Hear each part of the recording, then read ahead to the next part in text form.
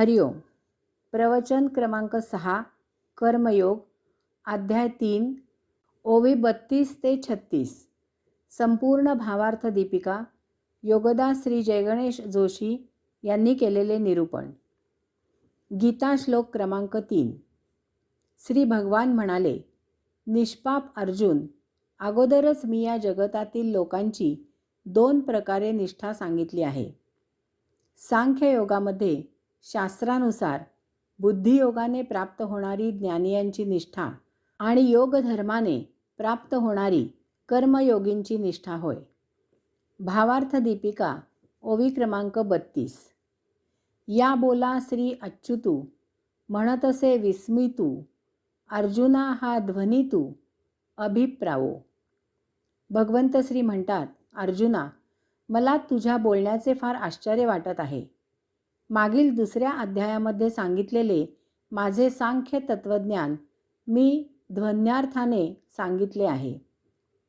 अर्जुन भगवंत श्रींना दोष देत म्हणत आहे ना की ते द्विधा परस्पर विरुद्ध बोलतात, परंतु तसे नसून ते ठाम विधान करतात असे सुचवण्यासाठी येथे माऊलींनी भगवंत श्रींना अच्युत म्हणजे आढळ, स्थिर, ठाम असे म्हटले आहे.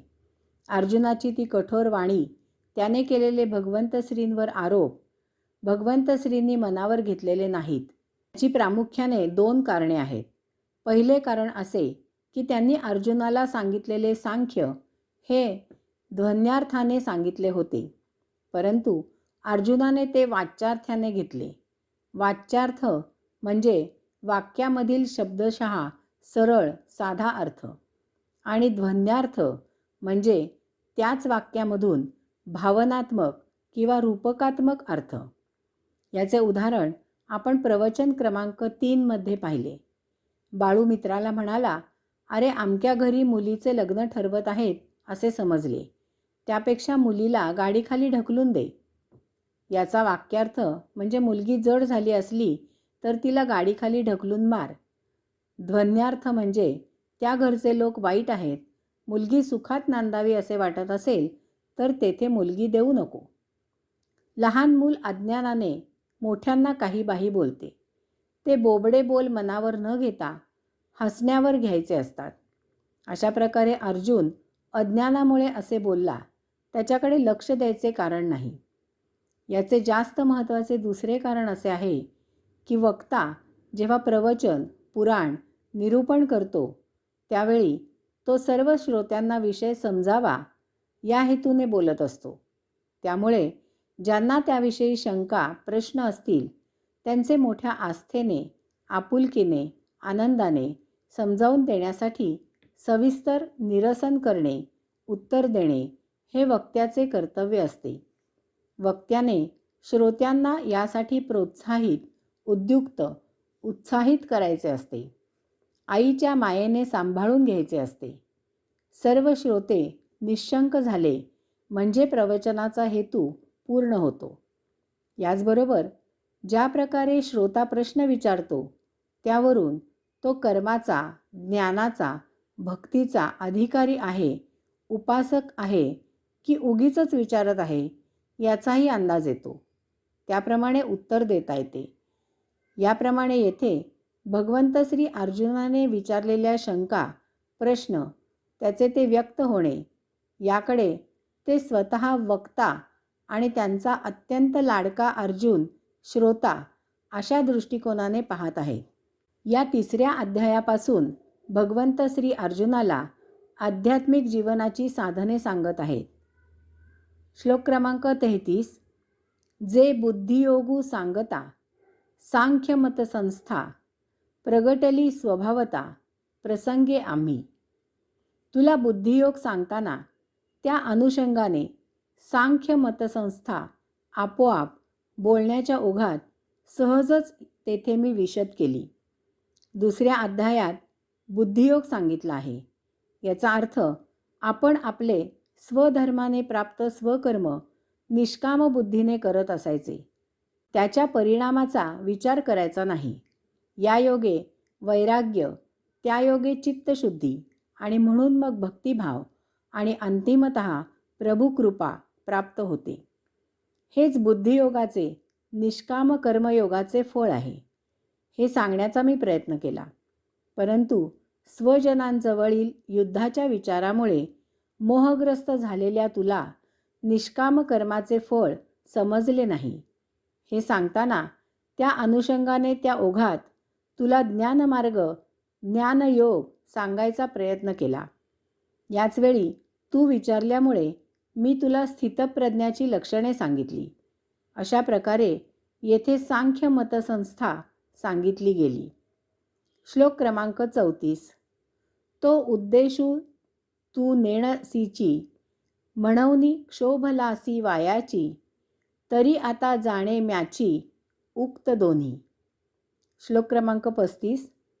अवधारी वीरश्रेष्ठा, ये लोकी या दोन्ही निष्ठा, मजची पासुनी प्रगटा अनादिसिद्धा.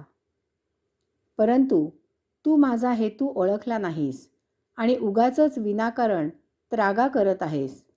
तरी आता हे वीरश्रेष्ठ अर्जुना, नीट समजून घे की फार फार अनादी काळापासून, अगदी पूर्वीपासून हे दोन्हीही मार्ग या भूलोकी माझ्यापासून प्रगट झालेले आहेत.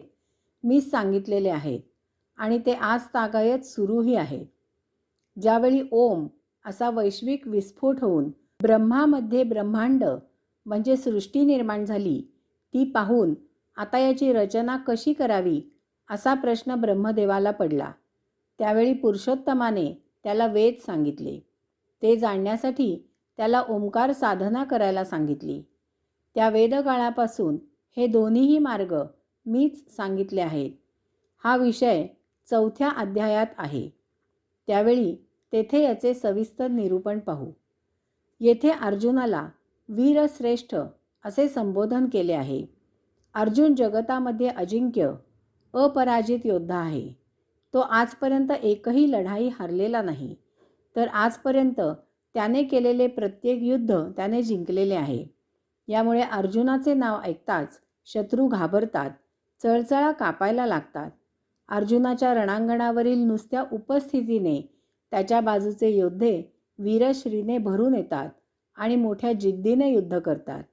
अशा प्रकारे अर्जुनाची स्तुती करण्याचा एक सुप्त हेतू म्हणजे त्याच्यामध्ये स्वजनांजवळ लढायचे आहे, यामुळे जी नपुसकता आली आहे ती नष्ट होऊन तेथे वीरश्री प्रगट व्हावी.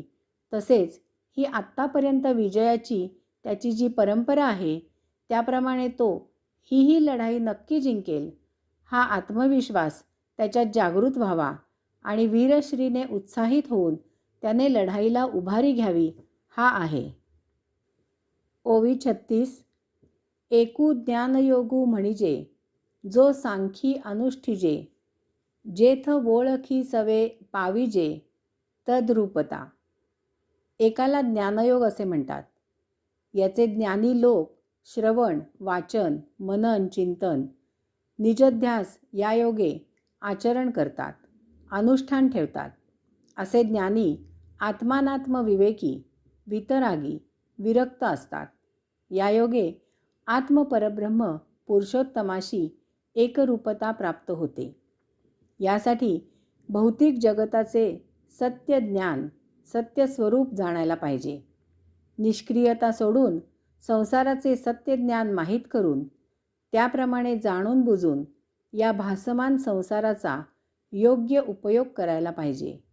यासाठी ओम तत्सत्त्वम असि या महामंत्राचा अर्थ जाणून त्याप्रमाणे आचरण करायला पाहिजे. संसार दुःखमूळ आहे, परंतु त्याचा सत्य परिचय करून घेतला तर हाच संसार आत्मपरब्रह्माची भेट घडवून स्वस्वरूपावस्था प्राप्त करून देणारा आहे. या योगे संसार दुःख समूळ नाश पावते आणि कैवल्यावस्था प्राप्त होते. या अवस्थेत भौतिक संसाराचा आणि अध्यात्माचा असा दुहेरी परमानंद घेता येतो. या काळात प्रभुसेवा घडली तर येथे चिरकाळ वास्तव्य करून सृष्टीलीला अनुभवता येते. एक पारंपरिक बोधकथा सांगितली जाते. बाळू आणि बाळी नुकतेच प्रेमविवाह करून बाळूच्या नोकरीचे ठिकाणी अफलातून नगरीमध्ये भाड्याने जागा घेऊन राहत होते.